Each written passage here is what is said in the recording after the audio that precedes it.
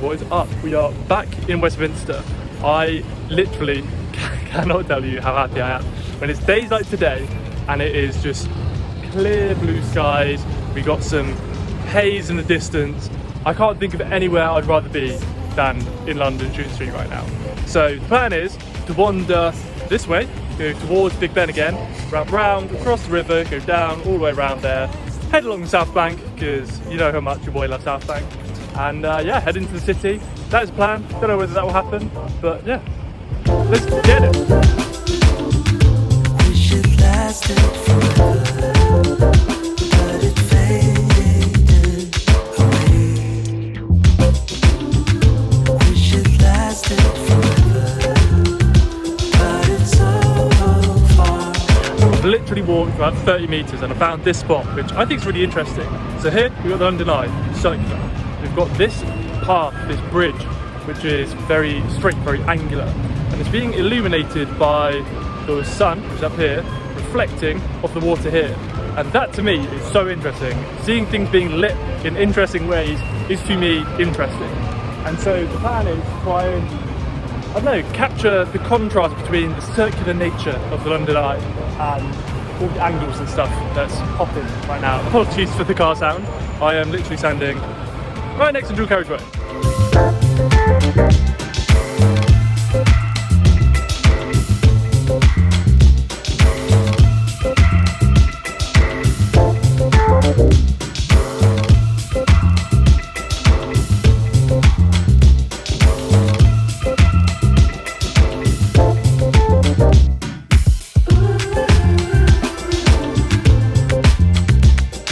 Something that I always try and do on a nice sunny day is if I'm ever pointing my camera towards the sun, I always try to see what kind of artifacts pop up in my lens.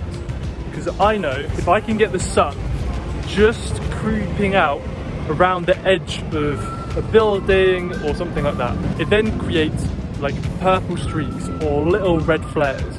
And by knowing that your camera or your lens does that, you can then play around with that and add that to your image. Do you think that perhaps there needs to be more visual interest in a certain area? How about you place one of these artifacts that you're creating in that area?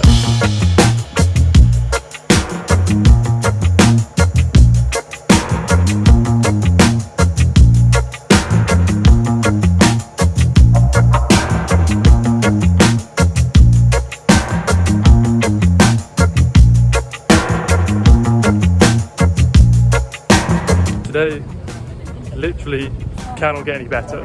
Actually, I'll tell a lie, and I need to get an oat flat white because I've only had one coffee today. And although I don't need it, it's always nice when you're wandering around to have a little cup of joe, you know. This light is beautiful, and again, I'm too hot, even though I've dressed down quite a lot.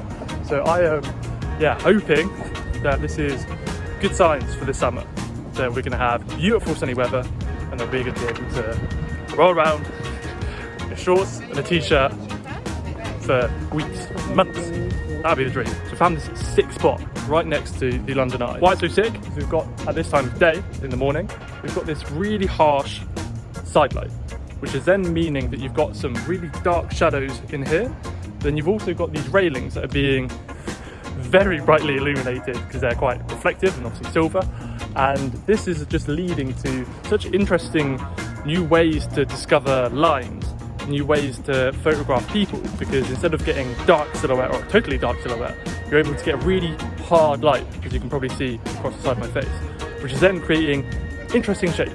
So then meaning that you're getting on people's silhouettes different things showing up to what you'd usually find. And this is just leading to, just so much experimentation. I think I've been here for about 15 minutes or so, and I have 1,000,001 different things that I want to keep trying, and it is getting hot. I am roasty toasty, which is obviously a great thing, but also it's that time of year.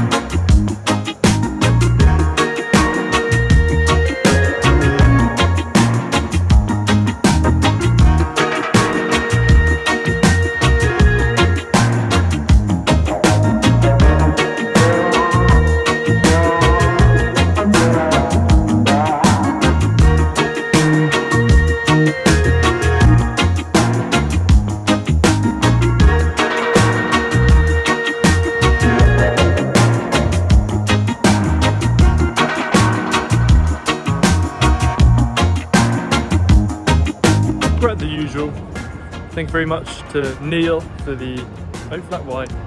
Look how beautiful that is. And look how this day is so beautiful as well, so thank you. So I've been continuing on the trend of thinking about how I shoot street. And I think that my style is slightly different to others in that I will try and find a composition first and then wait for a subject, and hopefully the subject will do something interesting. And I think this is different because a lot of people who shoot street will typically try and find subjects and then we'll try and make them look cool. And I don't know, I find that having a tight photo of someone just walking along isn't visually interesting. The story isn't interesting.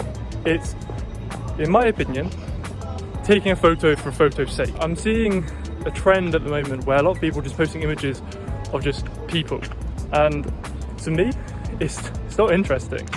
And so that's something that I'm really trying to work on, because if I'm having this thought about other people's work, people's probably had that thought about my work. And so it's like, okay, how can I make sure that my images are not only compositionally interesting, but they tell a good story? How can I get those moments that people will be like, oh, that's kind of cool. Oh, I wonder why they were doing that.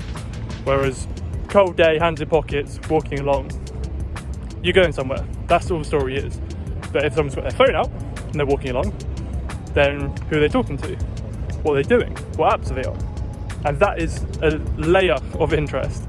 And so it's like, okay, how many more layers can you add? Can you maybe get a couple of people doing something a little different? Is there maybe a scenario where typically people are walking and one person is standing still? How can you emphasize that story? Could you use a show shutter speed? What am I on about? A slow shutter speed to emphasize that everyone else is moving and this person is still. And it's like, that is what I really want to focus on. And this is the more nuanced side of street photography. And so it will take time, but that is the goal. Tell a better story. I then think about it more. I think that I try and do two different things when I'm out and about shooting street. I do kind of compositional practice where I see something, I'm like, all right, make it look nice. And then I also try and do, I guess, stricter street photography where you're trying to create a story. And I think that it's important to do both as a creative and to develop your skills as a creative, because you don't want to be able to find really interesting stories and have awful composition so no one is initially visually interested by the story. But you also don't want to have too much focus on composition, because then all your photos get a bit samey and they're there's no depth to it. And so that's how I think I shoot. I'm sure I'll be back in 2 minutes with another thought that completely is contrarian to that. So, in a bit.